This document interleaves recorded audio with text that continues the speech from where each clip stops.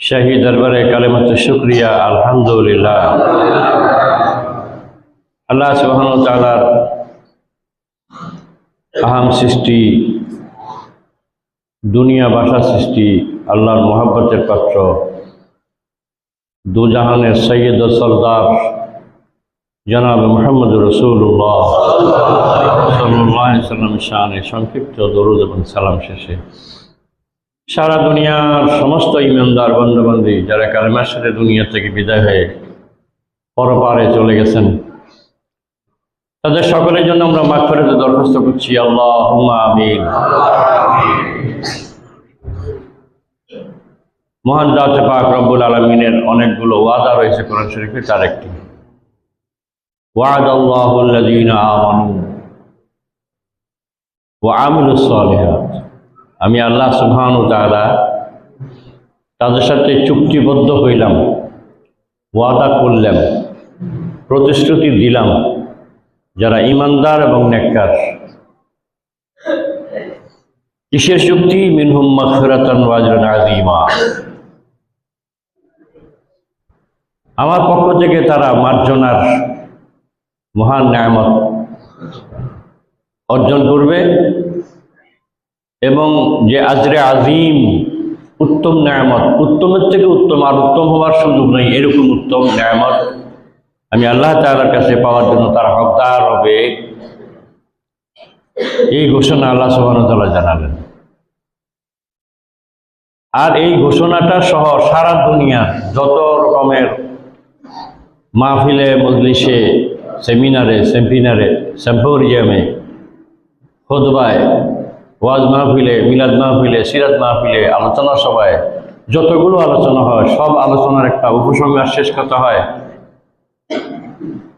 আসুন আমরা সবাই মহানবীর আদর্শ গ্রহণ করি, আল্লাহ তাআলার সব ক্ষেত্রে হুকুম আহকাম মানি চলি, এরকম একটা শেষ কথা থাকে কি না?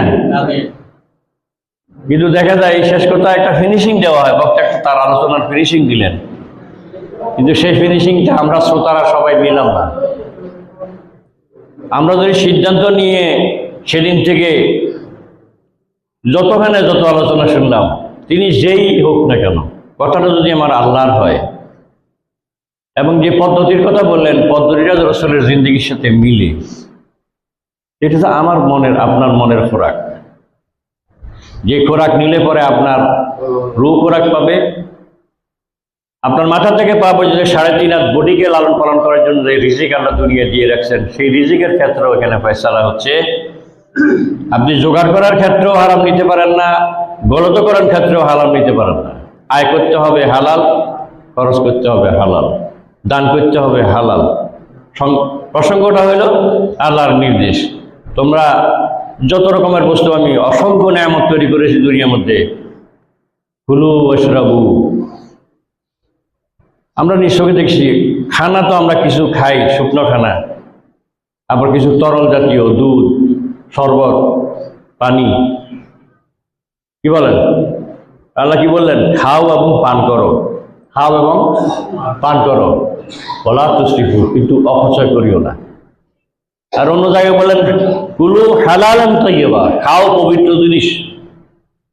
তাহলে হালাল খাওয়ার জন্য নির্দেশ দিলেন, অপচয় না করার জন্য নির্দেশ দিলেন। আর বলেন তুমি আয় রোজগার করবে হালাল পন্থায়, দান খরচ করবে ওই হালাল পন্থায়, হালাল টাকা থেকে। এই কথাটাই রাসূল কারীম সাল্লাল্লাহু আলাইহি ওয়াসাল্লাম তার হাদিসে খোলাসা হিসেবে পেশ করেছেন, কোটি কোটি কথায় কয়েকটা শব্দের ভিতরে। আনাহাব্বা লিল্লাহ, যে আল্লাহর জন্যই আল্লাহকে কাউকে ভালোবাসলো, ওয়া আবগাদা লিল্লাহ, আল্লাহর জন্যই কারোর সাথে শত্রুতা করলো, ওয়া আতা লিল্লাহ ওয়া মানা লিল্লাহ, কাউকে দিলে আল্লাহর উদ্দেশ্যেই দিল, না যদি দেয় আল্লাহর উদ্দেশ্যেই দিল না। এই যদি হয় তার চরিত্র, তার ঈমান কানায় কানায় ভরে গেছে। বলেন সুবহানাল্লাহ। আসুন না আমরা আমাদের জিন্দগিতে একটু পাল্লায় ওজন করি। কিয়ামতের ময়দানে সমস্ত বনি আদমের আমলকে হিসাব করে করে সংখ্যার দিক থেকে গণা হবে না, কে কত কোটি সুবহানাল্লাহ বললাম, আলহামদুলিল্লাহ বললাম, কত তাহাজ্জুদ করলাম। আপনার টোটাল আমলটাকে ওজন করা হবে, কি পরিমাণ ভারী হইল, ঠিক কিনা বলেন না? অথচ ফরজ জলাঞ্জলি দিয়ে যাচ্ছি, ওয়াজিব জলাঞ্জলি দিয়েছি, সুন্নতকে জমা করে দিচ্ছি। আজকে গোটা রাত জাগন থেকে মাগরিব থেকে ফজর পর্যন্ত সারা রাতের 10,000 বারের সুবহানাল্লাহর কি দাম আছে হিসাব করেন, আপনি মিলান। সুবহানাল্লাহ ভ্যালুলেস নয়, বেদরকারি নয়, কিন্তু প্রয়োজনের দিক থেকে তার গুরুত্ব কোন জায়গায়? তা আল্লাহ রসুলকে ভুল করলেন নাকি? তাহলে শরীয়তের এই বিধান কেন? ওইটা ফরজ কেন, ওইটা ওয়াজিব কেন, ওইটা সুন্নত কেন, এটা মুস্তাহাব কেন? এটাকে তবক তবক, স্টেজে স্টেজে, স্তরে স্তরে মর্যাদা দিয়ে আলাদা আলাদা করা হয়েছে। ফরজ ফরজের মতো, ওয়াজিব ওয়াজিবের মতো, সুন্নত সুন্নতের মতো, তবে একটা আরেকটার পরিপূরক। মুস্তাহাব মুস্তাহসান আমল করলে সুন্নত মজবুত হয়, সুন্নত আমল করলে ওয়াজিব ফরজ মজবুত হয়। তো ক্ষতি কি? একটা আমাকে আরেকটা সহযোগিতা না করলো, সাংঘর্ষিকটা হলো না। সমস্যা এক জায়গায়, আমার জানা হলো না। আরেকটা হলো যা জানা হলো তা যেভাবে মানলে আমি বেশি ফায়দা পাইতাম, আমি উপকৃত হইতাম, এভাবে মানা হলো না। যাই হোক, এখানে আল্লাহ তাআলার ওয়াদা হচ্ছে ঈমানদারদের সাথে। কার সাথে? কার সাথে? ঈমানদারদের সাথে। ওয়াদাল্লাহুল্লাযীনা আমানু ওয়া আমিলুস সালিহাত।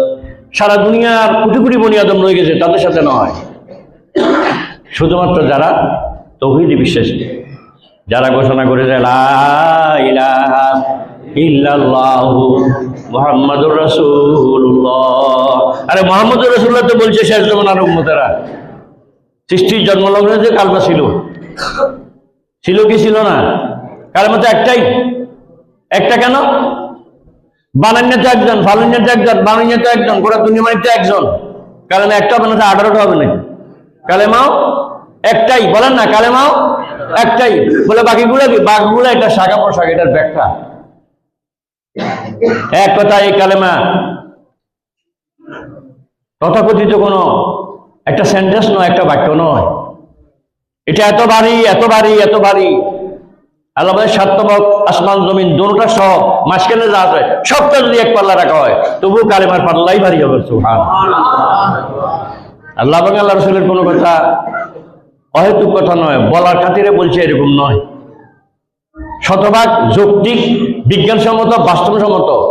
তবে আমাদের আপনাদের সব কথা বুঝে আসবে না, কারণ একটাই, আমাদের আকল বিবেক বুদ্ধি সীমিত, যাকে যা দেওয়া হয়েছে তা। একজন অবশ্যই দেখছি ভারতের মধ্যে, আপনি ক্যালকুলেটর মেশিন আপনার হাতে থাকুক, কিন্তু আপনি বলবেন এত শতের সাথে এত হাজার, এত হাজার, এত হাজার গুণ করলে কত হবে এত, বিয়োগ করলে কত হয় এত।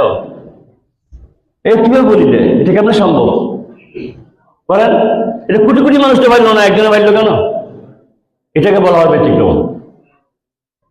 আপনি যে কোনো সংখ্যা বলেন, আপনার বলা শেষ, সে উত্তর দিয়ে দিচ্ছি। বলেন না, এটা কেমন সম্ভব? কোন ক্যালকুলেটর এটা? এটা ওই পৃথিবীর মালিকের দেয়া ক্যালকুলেটর, যেটা আদম ইসলামের জেহেনে আল্লাহ অগ্রিম অ্যাডভান্স একবারে দিয়ে দিয়েছেন। কিয়ামত পর্যন্ত পৃথিবীর মানুষ শুধু পাইতে থাকবে।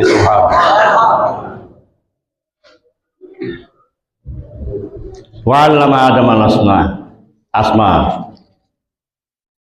আল্লাহ তাআলা সমস্ত নামগুলো শিখাইলেন যেই আদি পুরুষকে, যে ইলম দিলেন ওই ইলম কিয়ামত পর্যন্ত আসতেই থাকবে, আর মানুষ সেখান থেকে ভোগ করতে থাকবে।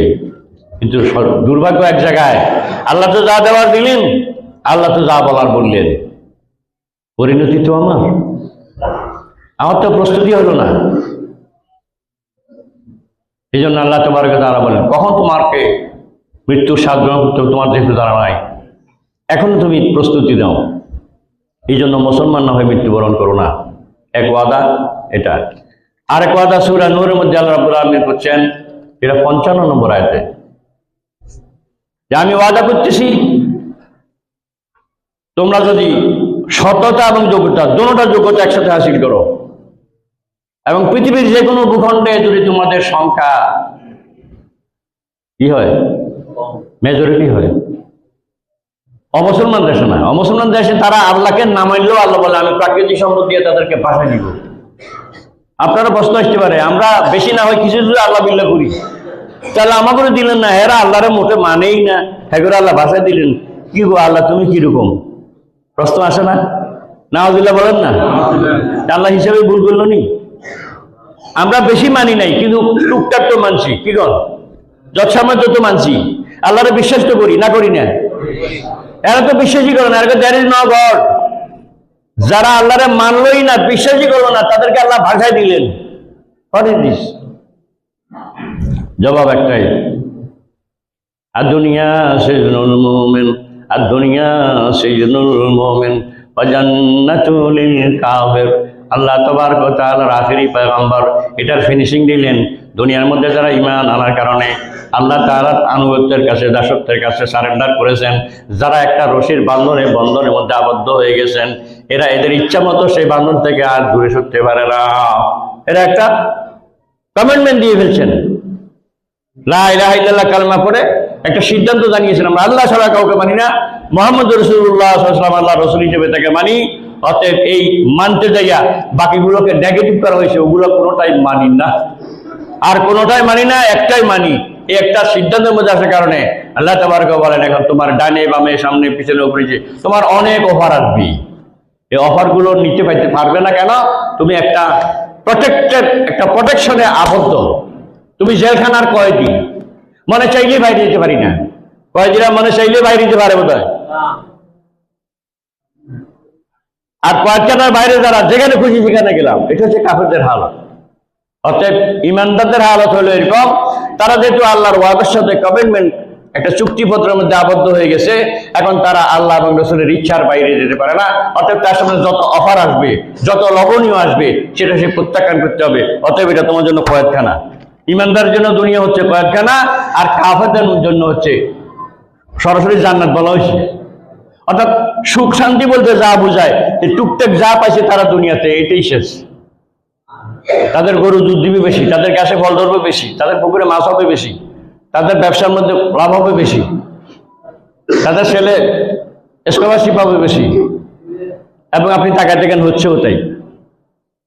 আর আমাকে না দিলে যদি আমি সুবহান আলহামদুলিল্লাহ বলতে পারি, আমিও A+ না, আমি গোল্ডেন A+, কিন্তু তখন আমার মুখে আলহামদুলিল্লাহ আসে না, বরং ইন্নালিল্লাহ আসে, নাউজুবিল্লাহ আসে। অতএব আল্লাহ তাবারক ওয়া তাআলা আজকে যে ওয়াদার কথা আমাদের শোনাইলেন, মাগফিরাতের কথা এবং আজর যেটা আমাদের জন্য পরকালের জন্য রাখছেন, সেটার শুভ সংবাদ শোনালেন। একই পাশাপাশি আশহুদ আমিরুল মুমিনিন হযরতে ওমর ফারুক রাদিয়াল্লাহু তাআলা আনহু দুইটা ঘটনা এখানে এসে, একটা হচ্ছে তিনি মসজিদে আসতে দেরি করলেন, আর বললেন, ভাই আমার দেরির কারণ এটা, আমার কোটটা তো দুইটা নাই, জামাটা ধুইছিলাম, শুকাচ্ছিল না, এই জন্য আসতে দেরি। বলেন না সুবহানাল্লাহ, আল্লাহু আকবার। কোন ওমর, যে ওমরকে আল্লাহর পয়গম্বর বলেছেন, আল্লাহ নবীর পরে পৃথিবীতে যদি আল্লাহ নবী বানাইতেন তো ওমরের দায়িত্ব দিলেন, এত যোগ্যতা সম্পন্ন। দ্বিতীয় হচ্ছে ওমর বলছে যে তিনি আফসোস করতেছেন। কিরকম আফসোস? যাদের ব্যাপারে দুনিয়াতে থাকতে আল্লাহ জান্নাতে সুখবর আসছে, তাদের পেরেশানিতে চিন্তা করেন, আর আমার আপনার হালত, এটা সেটা তুলনা করেন। আল্লাহু আকবার। ইয়া লাইতাহু মা আমারা লাম তালিদ ওয়ালাম আরাদ দুনিয়া ওয়ালাম মাকু মিনাল বাশার। ও পরওয়ারদিগার, আমি ওমরকে যদি আমার মা যদি জন্ম না দিত, আমার মা যদি আমি ওমরকে জন্ম না দিত, আমি যদি দুনিয়ার মধ্যে জন্ম না নিতাম, আমি যদি দুনিয়া না দেখতাম, কত না ভালো হইতো। কি বলতেছেন? তাহলে আশাটা কি দোষের হয়েছে নাকি? দোষের হয় নাই, আশঙ্কা হয়েছে। ও পরওয়ারদিগার, আমার জিম্মাদারি দিছো, আমি দায়িত্ব পালন করতে পারলাম নি, তুমি আমার দরবারি কোনো এই ডর, এই ভয়, এই তাকওয়া, এই পরহেজগারি সারা দুনিয়ার জন্য সবক। আর এখনকার অবস্থা মিলাম, আসমান জমিন বললে ভুল হবে, আরো তফাৎ, আরো তফাৎ, বিশাল তফাৎ, কোনো মিল নেই। আজকে বাংলাদেশে 1 থেকে 1.5 লক্ষ মসজিদের খুতবা হবে মা বাবার অবাধ্য সন্তানের বিষয়। কারণ সরমনায়, সরসিনা, বাইতুশরফ, তরিকতের লাইনে যে খুতবাতুল আকাম, এখানে 1 থেকে 1.5 লক্ষ মসজিদে সেই খুতবা পড়া হয়। সেই খুতবার বিষয়বস্তু অবাধ্য সন্তানদের বিষয়। আর আল্লাহর নির্দেশ, আমি আমার কালেমায় তাওহীদের কালেমাকে বুলন্দ করার জন্য, তাওহীদকে নিষ্পাপ রাখার জন্য, শিরক মুক্ত রাখার জন্য অনেক বয়ান করেছি।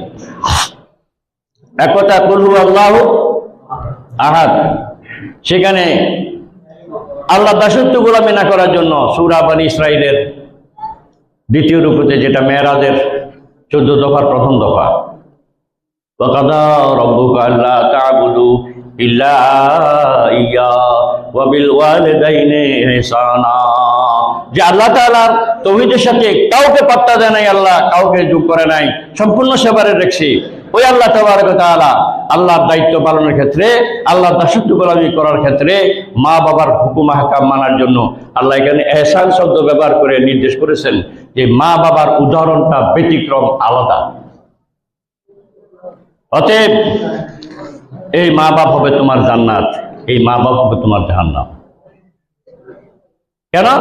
ওরা যদি সন্তুষ্ট হয় আমি আল্লাহ সন্তুষ্ট হব, ওরা যদি অসন্তুষ্ট হয় আমি আল্লাহ অসন্তুষ্ট।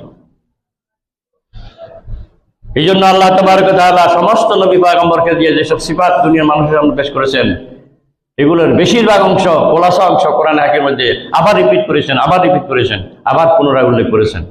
তার একটি হচ্ছে এটা, যেখানে আল্লাহ তাওহীদের সাথে আর কোনো বহু আয়াতের মধ্যে তাওহীদের ঘোষণা দিয়েছেন, কিন্তু 3টা কি 4টা জায়গার ভিতরে আল্লাহ তাআলা তাওহীদের পাশাপাশি মা বাবার হকের কথা আল্লাহ উল্লেখ করেছেন। আমরা এদিক সেদিক কখনো কোথাও যাইলে বলে, হুজুর আমাদের ছেলেরা তো আমাদের কথা শোনে না, এই বিষয়ে কিছু বলেন।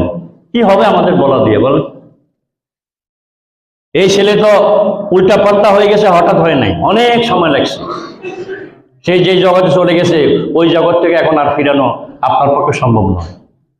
পীর সাহেব ওয়াজ করলে কি হবে, মৌলানা সাহেব বললে কি হবে, আপনি মা অনুরোধ করলে কি হবে, আপনি বাবা অনুরোধ করলে কি হবে? গাছ তো বাঁকা হয়ে গেছে, এটা সোজা করবেন কেমনে আপনি? আরে মুহাম্মদুর রাসূলুল্লাহ তো বলছে 7 থেকে 10 বছর বসে সোজা করো। তখন তো আপনি ঘুমাইছেন নাকে তেল দিয়া, আব্বা ডাকছেন তাকে, মনে যা চাইছে তা দিচ্ছেন, যেদিকে যাইতে চাইছে সেদিকে যাইতে দিচ্ছেন, ওই যাইতেই তো সে বাঁকা হয়েছে। এখন তা কেমনে ফিরাবেন? অতএব আল্লাহ সুবহানাহু ওয়া তাআলা বলেন, দুনিয়ার সমস্ত পিতামাতার হক হচ্ছে, প্রথম অধিকার হচ্ছে সন্তানের জন্য 1 নম্বর অধিকার, তার চরিত্র ওইভাবে গঠন করে দিয়ে যাও তাহলে দুনিয়াতেও তুমি সমাদৃত হও, মরার পরেও তোমার আমল নামার মধ্যে যোগ হইতে থাকে ওই নেক সন্তান। এই জন্য আল্লাহ সুবহানাহু ওয়া তাআলা গোটা দুনিয়াকে সম্বোধন করে বলছে আখিরাতের পুঁজি যোগাও। আখিরাতের পুঁজি যতভাবে যোগানো যায় তার একটা যোগানোর পথ হচ্ছে এটা, হয় সদকায়ে জারিয়ার কাজ করো, 1, 2 তাহলে কিছু সামাজিক কাজকর্ম করো, এগুলো তোমার আমল নামার সাথে যোগ হবে। অথবা কোনো নেক সন্তান রেখে যাও যা তোমাকে দোয়া করবে। কোন নেক সন্তান রেখে গেলাম, ও তো পশ্চিম দিকে ফিরে আসারও হয় না, ওকে আমার কবরে জিয়ারত করবে? করবে না তো করবে না, সে দুনিয়া নাফরমানি করে বেড়াবে। প্রত্যেকটা নাফরমানির জন্য আপনাকে মুআখাযা পেতে হবে। আল্লাহ আমাদেরকে হেফাজত করো, গোটা জাতিকে কত বুঝার তৌফিক দান করো। আল্লাহ যে ওয়াদা করেছেন, আল্লাহর ওয়াদা সঠিক, কিন্তু আমাদের ওয়াদা মিলাইতে হবে। ইয়াকা না'বুদু ওয়া ইয়াকা নাস্তাঈন। ও পরওয়ারদিগার, আমরা তো এটাই ঘোষণা করলাম তোমার ছাড়া কারো চাকরি করি না, অতএব সাথে এটাও ঘোষণা করি তোমার কাছে ছাড়া কারো কাছে চাই না।